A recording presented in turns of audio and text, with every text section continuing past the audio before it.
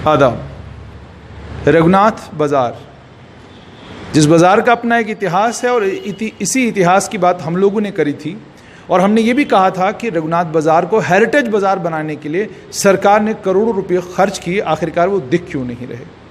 उसी पर मेरे साथ बात करने के लिए रघुनाथ बाज़ार ट्रेडर्स एसोसिएशन के 6 बार रहे अध्यक्ष बलदेव खुल्लर जी। खुल्लर साहब, बहुत बहुत स्वागत है आपका।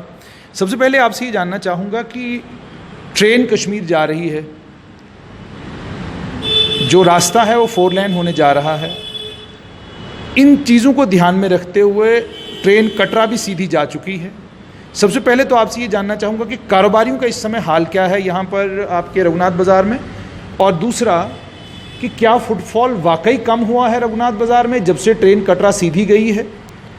बिल्कुल, हमें वही आशंका थी 2009 में जब हम माननीय हमारे गवर्नर श्री एन बोरा जी थे, तो उनको भी हमने यही शंका व्यक्त की थी कि हमें शंका है कि कल को ये ट्रेन जब जम्मू से आनी थी पठानकोट से, तो तब भी यही हाल था कि पठानकोट कहीं जो बुरा हाल हुआ था उसके बाद जम्मू का ऐसा बुरा हाल ना हो जाए। पठानकोट बच गया उस कारण क्योंकि जम्मू कश्मीर में मिलिटेंसी के कारण हिमाचल प्रदेश उभर के सामने आया, तो लोग जो पठानकोट के रास्ते में से होके तो हिमाचल की बड़ी अच्छी वादियों में भी जाते थे, तो उस वजह से पठानकोट थोड़ा सा फिर सर्वाइव कर गया। अदरवाइज पठानकोट 72 से लेके 89 तक बिल्कुल डाउनफॉल में था। तो उसके बाद हमें भी ऐसी शंका थी कि जब जम्मू से ट्रेन आप कटरा की तरफ चले जाएगी तो देखिए डेवलपमेंट को तो कोई रोकेगा नहीं। अगर डेवलपमेंट हो रही है, नो डाउट कि होनी भी चाहिए, इसमें तो कोई शक भी नहीं था। तो उसके बाद क्या हुआ कि जम्मू में जो एक बड़ी ऐसी विडंबना थी और सभी बिजनेसमैन, चाहे होटल इंडस्ट्री थी, चाहे हमारे ट्रेड इंडस्ट्री वाले थे, या टैक्सी यूनियन, या जो हमारे टूरिस्ट के साथ रिलेटेड जितने भी ट्रेड थे, सभी लोग उसमें एक शंका ऐसी बन गई कि जम्मू से जब ट्रेन कटरा के जाएगी तो हम कहीं पठानकोट ना बन जाए। तो वही शंका थी और वही शंका आज भी बनी हुई है और बन रही है और हमें सामने दिख भी रही है। वही कारण हुआ कि जम्मू के अंदर जितने भी प्रोजेक्ट थे उनको लागू नहीं किया गया, और जितने भी हमारे टूरिस्ट साइट्स बननी थी इसी शंका को लेके बनाई थी, जिसमें हमारा रघुनाथ बाज़ार भी था। रघुनाथ बाज़ार में उस वक्त माननीय गवर्नर साहब ने हमारी इस नाजुक चीज़ को समझते हुए उन्होंने 5 करोड़ रुपया सेंक्शन किया था। वो 5 करोड़ रुपया सीधा वो डिप्टी कमिश्नर, जो हमारे डिस्ट्रिक्ट डेवलपमेंट कमिश्नर होते हैं, उनके पास जाता है। उसके पास उन्होंने एक नोडल एजेंसी बनाई थी, टूरिज़्म विभाग। तो टूरिज़्म विभाग ने आगे जितने भी विभाग पड़ते हैं, लाइक जैसे पीडीडी है, आपने देखा होगा कि पूरे रघुनाथ बाज़ार में नए खंभे लगे थे और नई तारें लगी थी, और यहाँ पे इसके 2 स्टेशन बनाए गए थे जिसमें 3-3 बड़े बड़े ट्रांसफार्मर लगाए गए, उसी पैसे में से लगे हैं। वो जो सुपर बाज़ार है और एक हमारा हरि सिंह महाराजा इधर हंसराज पार्क, वहाँ पे उन्होंने ये 3 ट्रांसफार्मर यहाँ और 3 वहाँ, और आधे बाज़ार को इसकी सप्लाई का जो सिस्टम बैठता था वही चल रहा था। और उसके बाद क्या हुआ कि यहाँ आप देखेंगे कि जो ऑर्नामेंटल पोल लगे हैं, फिर जो पानी वाले नलके जिसमें हम हेरिटेज लुक दे रहे थे, इसको वास्तव में ये प्रोजेक्ट का नाम है रघुनाथ बाज़ार ब्यूटिफिकेशन प्रोजेक्ट, जिसको लुक दी जा रही थी हेरिटेज की। उसके बाद जो फुटपाथ बनी, बिल्कुल नई बनी फुटपाथ, उसकी जो ड्रेनिंग सिस्टम है वो नया बना, उसके ऊपर जो उसके जो ढक्कन लगते थे वो बिल्कुल अलग स्टाइल से लगे, और मतलब हेरिटेज लुक में वो उसको हम परिवर्तित करने का प्रयास कर रहे थे। वो एक पहला फेज़ था जिसमें वो उन्होंने कंप्लीट किया था। अब वो सेकंड फेज़ उसका जो बनना है, उसका भी प्रोजेक्ट हमारे पास बना हुआ है। अब क्या कहें, कोई बदकिस्मती कहें, कोई जो भी कोई नया हमारे बाज़ार में भी आता है उन्होंने कोई परस्यू नहीं किया, जहाँ उसने कोई इंटरेस्ट नहीं लिया गया, तो उस वजह से वो प्रोजेक्ट जो है वो थोड़ा सा ढीले बस्ते में पड़ गया। पिछले माननीय मुख्यमंत्री जो रही हैं हमारे महबूबा मुफ्ती जी, उन्होंने इसके लिए सेकंड फेज़ के लिए 16 करोड़ रुपया सेंक्शन किया हुआ है। 16 करोड़ रुपये रघुनाथ बाज़ार, हाँ, और जो सेकंड फेज़ के लिए था, लेकिन बदकिस्मती रही, वो 1.5 महीने के बाद वो यहाँ से चले गई, और उसके बाद गवर्नर रूल लग गया। उसके बाद आज तक ऐसा ही सिस्टम चलता रहा, तो आज तक किसी ने परस्यू नहीं किया हुआ। तो अब हमें उम्मीद है कि अब रात को ही पता चला कि हमारे नए गवर्नर आ गए हैं जम्मू में भी, जम्मू कश्मीर के, तो उनको भी हम कोशिश करेंगे इसको परस्यू करवाने के लिए। लोगों से कहेंगे कि आप, क्योंकि जब ट्रेन चले गई है, अब ट्रेन आप जैसे आप भी कह रहे हैं कि जैसे हमारा 4 लेन बन रही है, एक्सप्रेस हाईवे बन रहा है और ट्रेन का जो सीधा लिंक श्रीनगर के साथ जा रहा है, तो नेचुरली इसका असर जम्मू में ज़रूर पड़ेगा। खुल्लू साहब, आपसे जानना चाहूँगा क्या फुटफॉल कम हुआ है रघुनाथ बाज़ार में?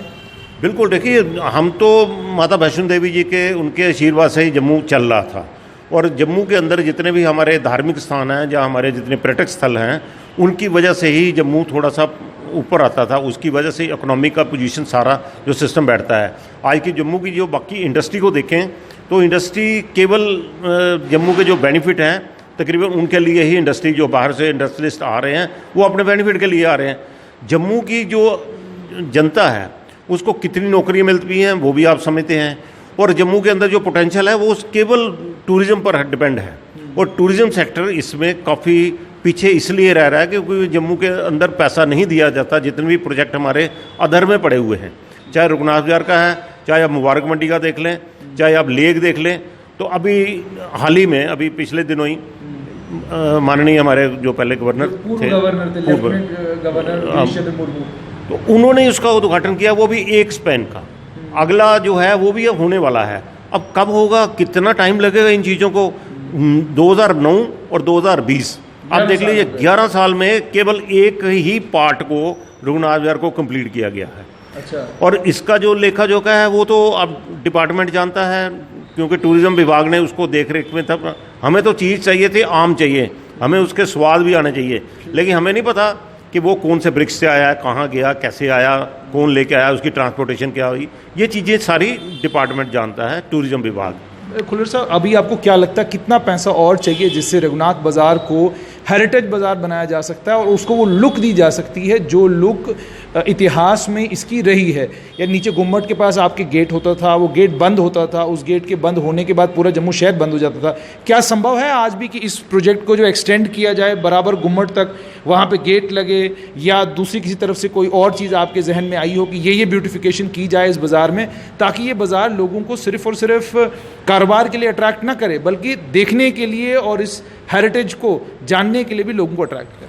बिल्कुल, जो आप बिल्कुल ठीक कह रहे हैं। जिसमें आप देखिए कि अभी हाल ही में अमृतसर के अंदर जो हमारा हरिमंदिर साहब है, उसके आसपास का जितना भी कॉरिडोर है उसको बड़े अच्छे तरीके से उनको हेरिटेज लुक दी गई।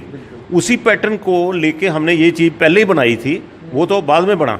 अच्छा, आपने पहले ही बनाई? हमने पहले बनाया हुआ है। 9-10 की बात है ये, जब ये सब आपने बना कर जी, हमने जब बना के उनको दिया था, ये तब से बन गया हुआ है। इसको और एक्सटेंड किया जा सकता है। अगर आप जम्मू के इकोनॉमिक पोजीशन को संभालना चाहते हैं, जम्मू की जो व्यापारिक दृष्टि का अगर वो देखें, या जम्मू के रोज़गार को देखें, जम्मू के जो माता वैष्णो देवी के आने वाले यात्रियों को जम्मू में लाने का एक प्रयास था टूरिज़्म विभाग का, अगर उस दृष्टि से भी देखें तो केवल रघुनाथ मंदिर या रघुनाथ बाज़ार का आसपास का एरिया नहीं, बल्कि और भी हमारे जो साथ लगते क्षेत्र हैं उनको भी वैसा किया जा सकता है जिस तरह से उन्होंने अमृतसर के अंदर किया है। हम समझते हैं कि आने वाले समय में, जैसे अभी कल ही हमारे श्री रघुनाथ जी मंदिर के साथ साथ अगर आप जोड़ के देखें तो अयोध्या का मंदिर, वहाँ अब वो इंटरनेशनल लेवल की वो सिस्टम, वो सुविधाएं, वो चीज़ें मिलने वाली हैं जो हमारे जम्मू कश्मीर में हैं, लेकिन वो उसको सिर्फ दिखाया नहीं गया, उसको उभारा नहीं गया, उसको अगर आप देखें तो उस पटरी पर लाया नहीं गया। ला सकते हैं और जम्मू पोटेंशियल है, जम्मू इसमें कामयाब हो सकता है, केवल उसमें मात्र ये है कि उसका थोड़ी दिशा देने की ज़रूरत है और उसमें इन्वेस्टमेंट की ज़रूरत है जो गवर्नमेंट लेवल पे हो सकती है। जैसे मुबारक मंडी को देख लें, वो भी उसी के बीच में आती है। स्मार्ट सिटी को अगर आप अटैच करके देखें तो जम्मू का कोई मुकाबला नहीं है। इसकी आबो हवा, इसके पास आसपास के जितने भी क्षेत्र हैं, चाहे पत्नीटॉप भी देख लें, चाहे आपका सुचेतगढ़ देख लें, आप अखनूर देख लें, बहुत जगह हैं ऐसी जो जम्मू को उभार सकती हैं, लेकिन केवल रघुनाथ बाज़ार जहाँ उसके आसपास को नहीं बल्कि इन क्षेत्रों को भी उभारना चाहिए। हम समझते हैं कि इसके लिए काफ़ी पैसे की भी ज़रूरत पड़ेगी। एक चीज़ और आपसे जानना चाहूँगा, क्या सरकार ने किसी लेवल पर आप लोगों को इसमें शामिल किया था, इन्वॉल्व किया था इस सारे प्रोसेस में, कि आप लोगों की भी देख रेख रहेगी, जो पैसा खर्च किया जाएगा रघुनाथ बाज़ार पर आप भी पूछ सकें जी कहाँ आपने खर्च किया, हमें बताइए? देखिए हमारा उसमें कोई ज़्यादा इंटरेस्ट नहीं होता इन चीज़ों को। लगता है आपको कि करना चाहिए सरकार को? देखिए आपको ही पता है कि इस बाजार में किस जगह कहाँ पर कितना पैसा खर्च करने की ज़रूरत है। अगर सरकारी लोग खुद ही सब कुछ डिसाइड करेंगे तो कैसे फिर आप इसकी लुक चेंज कर पाएंगे? देखिए पैसे का जहाँ तल्लक होता है वो हमारे हाथ में नहीं होता, वो उसका सिस्टम होता है गवर्नमेंट का। पहले डीपीआर बनता है, डीपीआर बनने के बाद जो डीपीआर बनने के बाद वो अलग अलग डिपार्टमेंटों में उसका काम दिया जाता है। काम के बाद वो उसका अलग अलग डिपार्टमेंट टेंडर निकालते हैं। टेंडर का जिसका लोएस्ट टेंडर आता है उसको वो काम दे देते हैं। तो ये हमारा प्रोसेस नहीं है। हमें तो अपनी दुकानदारी भी करनी है, हमें सिर्फ उसके इंफ्रास्ट्रक्चर चाहिए। वो इंफ्रास्ट्रक्चर के लिए हम उनको जोर डालते हैं, इनके लिए उन्होंने माना भी है और करते भी हैं और कर भी रहे हैं। अभी कितना पैसा आपको खुल्लर साहब और लगता है इस रघुनाथ बाजार के हेरिटेज प्रोजेक्ट को कंप्लीट करने के लिए? आपको लगता है कि सरकार को देना चाहिए जल्द से जल्द? देखिए हमें जो लगता है, क्योंकि अभी उस प्रोजेक्ट को जो हमने सेकंड फेज उसका बनाया था, हमने तो उनको कहा था कि इस पर काफ़ी पैसे खर्च आने की संभावना है, क्योंकि अगर हम उस थोड़ा सा उस लोकेशन को देखें जो अमृतसर के बनी हुई है, तो हमें लगता है कि कम से कम जिस तरह से 16 करोड़ रुपया उस वक्त आकलन किया होगा ना उस ऑफिसर्स ने उस चीज़ को लेके, तो नेचुरली वो आज 16 नहीं तो होगा 2-3 करोड़ रुपया और चला जाएगा, तकरीबन 20 करोड़ रुपया और हो, एक अच्छी लुक आ जाएगी रघुनाथ बाजार की भी और रघुनाथ बाजार के मंदिर के आसपास के सारे क्षेत्र को भी।